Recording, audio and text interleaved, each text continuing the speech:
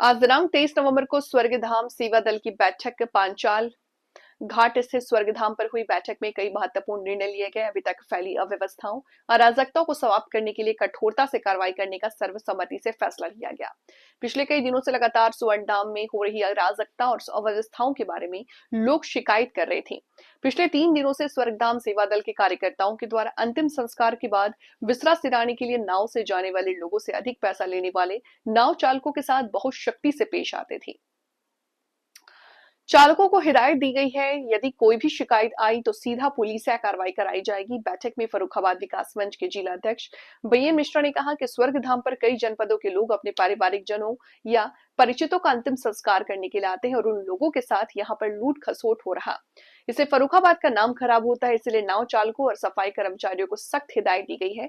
किसी भी सूरत में निर्धारित शुल्क से 1 पैसा ज्यादा वसूल किया गया तो कठोर कार्रवाई की जाएगी।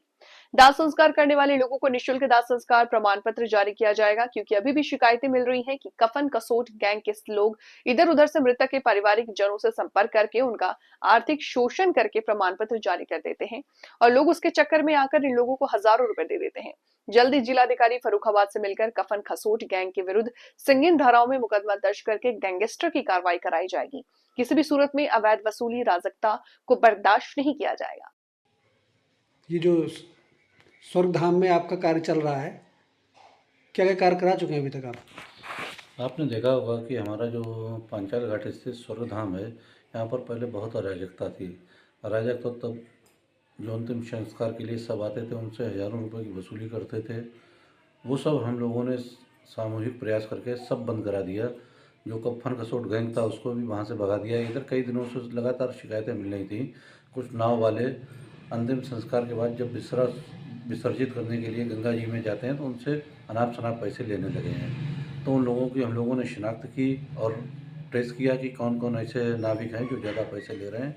परसों उन सबको हम लोगों ने बड़ा स्ट्रिक्टली बहुत टाइट किया और 2 नाव वाले जो ज़्यादा पैसे वसूलने में सबसे आगे थे उनको वहाँ से हटा दिया और उनको हिदायत दी कि कभी दोबारा घाट पर ना आएँ।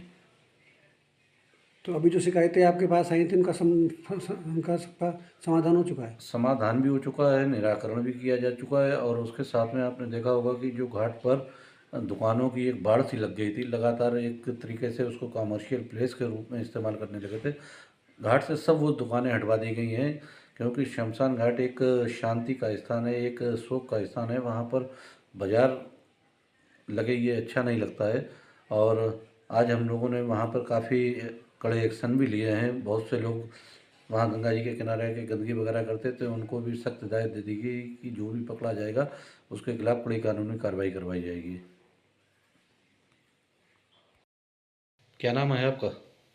मैं कोमल पांडे अंगद, राष्ट्रीय बजरंग दल से विभाग अध्यक्ष फर्रुखाबाद से। आज पांचाल घाट पर जो शमशान घाट है उस पर एक बैठक हुई थी। आप सब लोग गए भी थे। उसमें हमने देखा है कि काफ़ी आप लोगों ने एक्शन लिया है। क्या कारण था?